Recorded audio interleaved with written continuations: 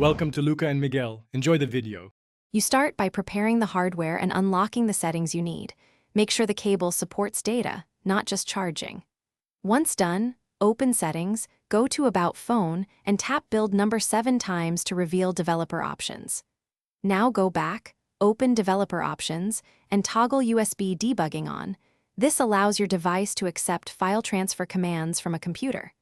Make sure your screen is unlocked when connecting, because Android often requires confirmation to enable data access.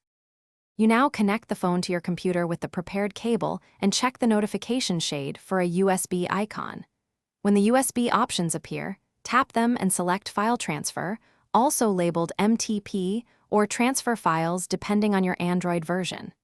If the phone prompts for USB debugging authorization, approve the computer.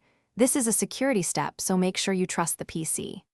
Once selected, the device will expose storage to the computer, and you can browse, copy, or move files.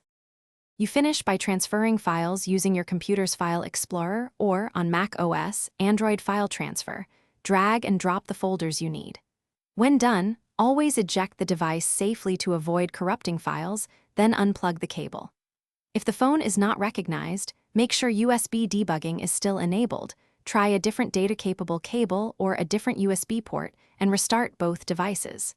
As a last resort, toggle developer options off then on, or reboot the phone to clear temporary. Thanks for watching and please subscribe. It's the best investment you'll ever make.